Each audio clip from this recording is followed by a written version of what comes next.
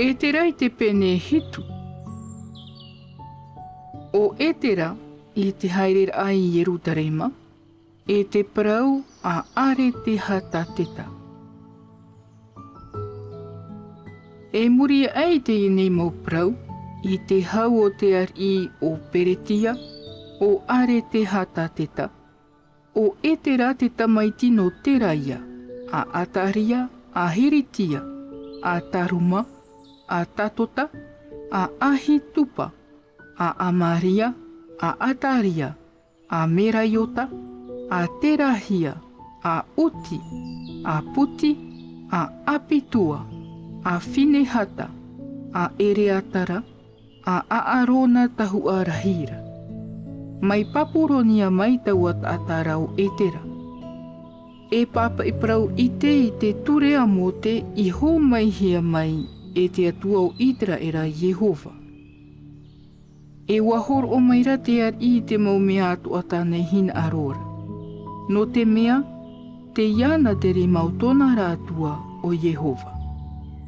Wahaere i hora te teipai te tamar ia itera era e to te whea tahua, e te atirevi, e te whea himene, e te mautia i uputa, e te mau netinimi i Yerutarema.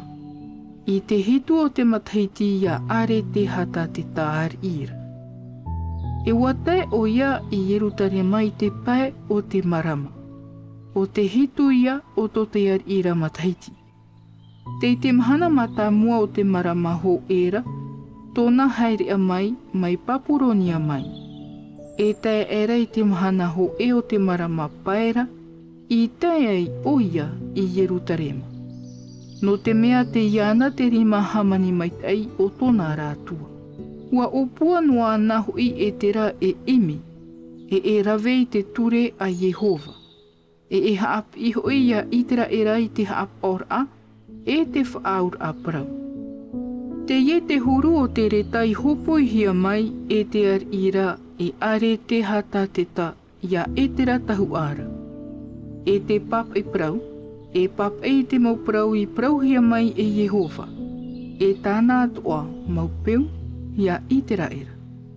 O are te hata teta ar ino te mau ar ira, ia e te ra tahu ara. E te papai i te ture a te atua no te rai nei, ia orana.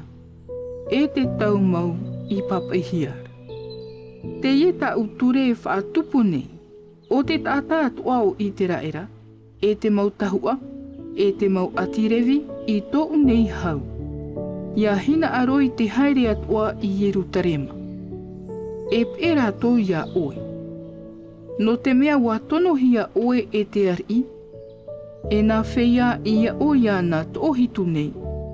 E iau i oe e Iuta e Yerutarema, i te ture atoatua te to oe nā rima. E ia hopoi hoi oe te ario e te auro, tā te ar i e te whea ia o ia nāra, i hopoi no atu i te atua o itera era, i parhai i Yerutaremara. E te mau ario e te mau auro atua ia noa ai a oe, i te whenua nei o Papuronia. E te tau a horo anua te tata nei, e tā te whea tahua, no te whare atora toa tua i Yerutarema.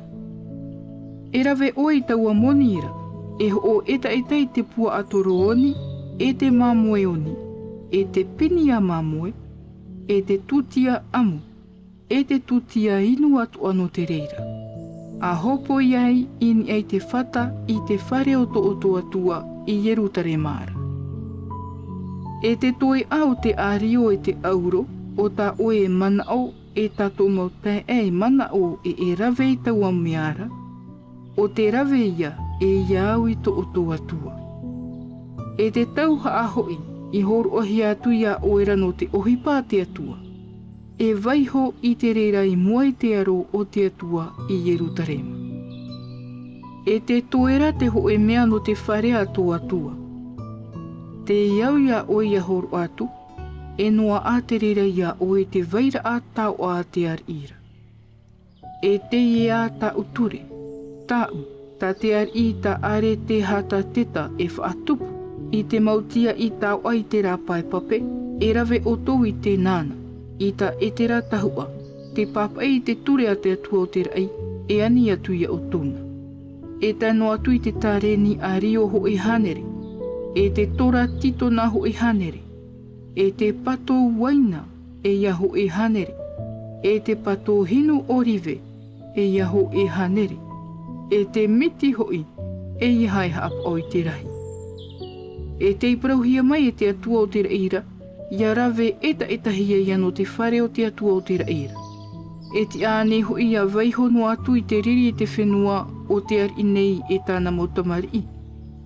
E te wha I te atu nei ho I mātou e ore e au I te enei ture, ia tuu I te tero, e te tau a au whau, e te maupeu, e ni ei te whea tahua, e te atirevi, e te whea himeni, e te mautia I uputa, e te neti mini, te whea I rawe I te ohipa I te whare o te atuara. E o oe hoi e etera I te prau hoi atoa tua I roto ia oera. E haap o oi te whea haawā I te tāwana. Ia haawāra ato I te mauta ata I te rāpai pape. Te whea hoi I ite I te ture atoa tua. E haap I atu hoi I te ore I tera. E te ata e ore haap o I te ture atoa tua. E te ture a te ari. Ia whaautu awawehi atu ia. I te pohera. E te tiawarura, e te harura, e te tapiara. Ia haamai te hia te atua o tō tātou mo me tua o Jehova, o te itu umai te inei mana o I roto I te aau o te ari. Whaanehen I te whare o Jehova I Jerutarema.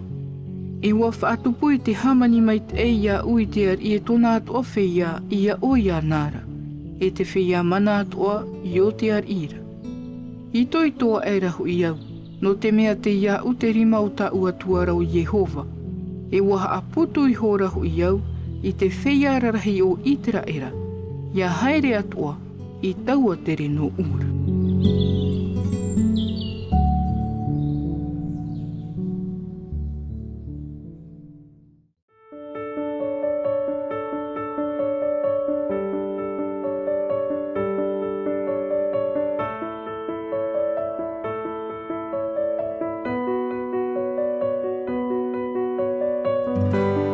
C'était votre lecture quotidienne de la Bible en langue tahitienne proposée par le Centre Média Adventiste, disponible en replay sur cma.adventiste.pf.